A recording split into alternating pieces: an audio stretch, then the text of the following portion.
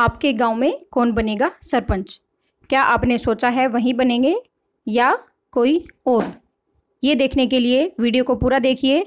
मैं आपको इसमें पूरी प्रोसेस समझाऊंगी कि आपके गांव में सरपंच कौन बनेगा, किस हिसाब से डिसाइड किया जाएगा कि अब की बार एससी सरपंच बनेगा, बीसी, जनरल, महिला, कौन आपके गांव में सरपंच रहेगा। तो वीडियो को छोड़िएगा मत, पूरा वीडियो को देखिए और स्किप मत कीजिएगा। और चैनल को नीचे जो लाल बटन है वीडियो के नीचे वो दबाकर सब्सक्राइब कीजिए ताकि हर नई अपडेट आपको पता चल सके। सरपंच के लिए किस आधार पर और कैसे ड्रा निकाला जाएगा, जानिए ड्रा का पूरा प्रोसेस।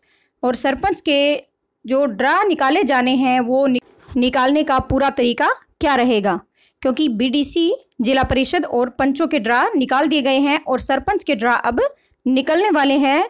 और इसके अभी कुछ ही दिनों के अंदर अंदर पूरे ड्रा निकाल करके पूरी प्रोसेस शुरू हो जाएगी।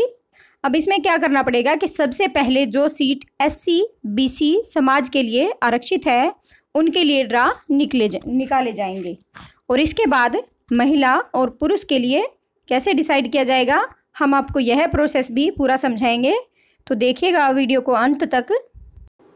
मान लीजिए एक ब्लॉक में 40 गांव आते हैं और पिछली बार 10 गांव में एससी के लिए सीट रिजर्व थी, तो अब की बार बाकी बचे गांव में एससी के लिए ड्रा निकाला जाएगा। यानी कि जो पिछले 10 गांव थे अब उनमें एससी की सीट रिजर्व नहीं रहेगी। और जिनका ड्रा निकलेगा, जो 30 गांव बच गए हैं जिसमें एससी सीटें नहीं थी, उनमें से जिनका ड्रा निकलेगा वह सीट एससी के लिए रिजर्व हो जाएगी। इसके बाद जो गांव बच गए हैं उनमें बीसी के लिए ड्रा निकाला जाएगा और वह सीट बीसी के लिए रिजर्व हो जाएगी। और इसके बाद भी जो गांव बच जाते हैं वो सामान्य श्रेणी के लिए रह जाएंगे। यानी कि 40 गांव में से जिस 10 गांव में पिछली बार एससी थी उनमें एससी की सीटें नहीं आएंगी। 29 गांव में जो बचे हुए 30 गांव थे वहां से सीटें आरक्षित की जाएंगी एससी वर्ग के लिए। और उसके बाद जितनी सीटें बच जाती हैं वो बीसी वर्ग के लिए आरक्षित की, उनमें से बीसी के लिए आरक्षित की जाएंगी। और एससी बीसी को निकाल के जो सीटें रह जाती हैं वो सामान्य वर्ग के लिए रह जाएंगी। अभी आप यह जान लीजिए कि कैसे डिसाइड होगा कि कोई सीट एससी के लिए आरक्षित है या नहीं। इसके लिए उन गांव का चयन किया जाता है जिन गांव में पिछली योजना में एससी के लिए सीट आरक्षित थी। उनको छोड़कर जो गांव बचे हुए हैं उन गांव में एससी के लिए ड्रा निकाला जाता है।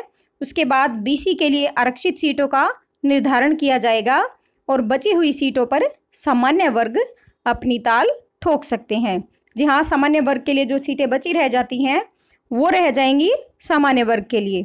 अब जो महिलाओं का आरक्षण का प्रोसेस है वो भी समझ लीजिएगा कि कहाँ पर महिला सरपंच होंगी अब की बार, क्योंकि सरकार ने पिछली बार जो ये सरकार आई थी, गठबंधन की सरकार, इन्होंने डिसाइड किया था कि 50% आरक्षण महिलाओं को दिया जाएगा। 50% महिलाएं अब की बार सरपंच बनेंगी। और इसके लिए महिलाओं का भी आरक्षण को भी पूरा समझ लीजिएगा।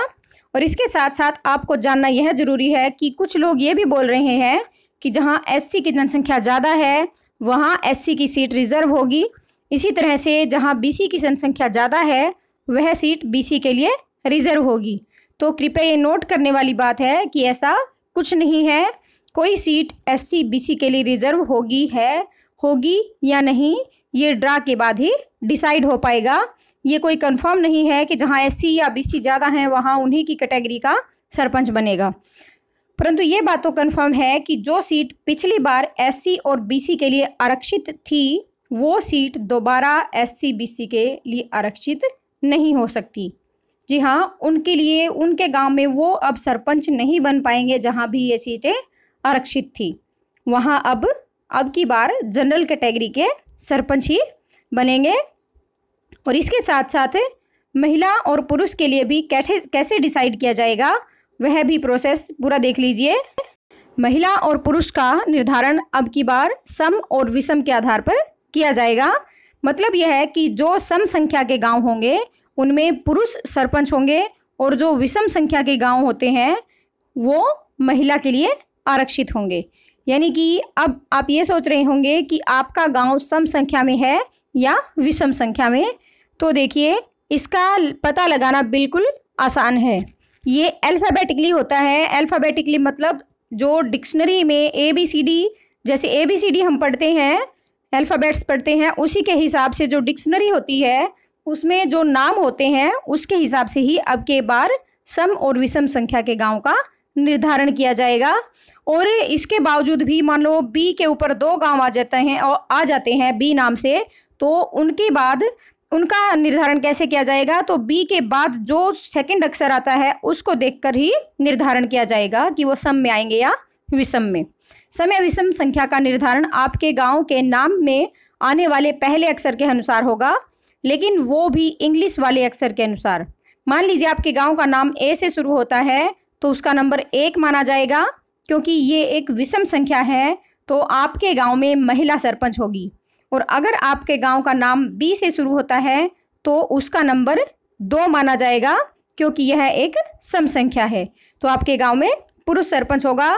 अगर आपके गांव का नाम B से शुरू होता है और साइड वाले गांव का नाम भी B से शुरू होता है तो इसके बाद जो भी अक्षर आता है, जैसे मान लेते हैं बहबलपुर है तो BE से बहबलपुर की स्पेलिंग BE होएगी, और इसके बाद जैसे बाडो है तो BA, तो A जो है वो किस संख्या में आता है? विषम संख्या में। तो इसके हिसाब से ही निर्धारण किया जाएगा कि सम में आएगा या विषम में, और वहाँ कौन सरपंच होगा। और इसी तरह से आप अपने गांव का नाम इसी सीक्वेंस में इंग्लिश के अक्षर के अनुसार पता लगा सकते हैं कि आपके गांव में सरपंच महिला होगी या पुरुष। हम उम्मीद करते हैं कि आपने अच्छे से समझ लिया होगा, और अभी भी अगर कोई कन्फ्यूज़न है तो वीडियो को आप दोबारा से देख लीजिए, दोबारा से पूरा प्रोसेस समझ लीजिए। और आपको चिंता करने की कोई ज़रूरत नहीं है, क्योंकि अभी ड्रा जो है वो जल्द ही निकाल दिए जाएंगे, और उसके बाद आपको बिल्कुल परफेक्ट पता चल जाएगा कि सरपंच कौन रहेगा। पर ड्रा निकलने से पहले भी आप जान सकते हैं, इस वीडियो के हिसाब से आप पता लगा सकते हैं कि आपके गांव में अब की बार सरपंच कौन रहेगा। हम उम्मीद करते हैं कि आपको अच्छे से समझ आ गया होगा, और नहीं आया तो आप वीडियो को दोबारा से देख लीजिए। और ऐसे ही सरपंच चुनाव से जुड़ी हुई कोई भी खबर अगर आप जानना चाहते हैं तो जो वीडियो के नीचे रेड बटन है, लाल बटन है, उसे दबाकर चैनल को सब्सक्राइब कर लीजिए, वीडियो को लाइक कीजिए और दूसरों के साथ शेयर भी कीजिए, ताकि उन्हें भी पता चल सके, क्योंकि लोग बहुत चिंता में हैं कि अब की बार सरपंच उनके गांव में कौन रहेगा। उन्हें भी ये पता चल सके कि उनके गांव में अब की बार कौन सरपंच हो सकता है, SC, BC, पुरुष, महिला या सामान्य वर्ग, कौन अब की बार उनके गांव में सरपंच बनेगा। तो ये था पूरा प्रोसेस, और ऐसे ही वीडियोज़ के लिए हमारे चैनल के साथ बने रहिए। वीडियो देखने के लिए धन्यवाद।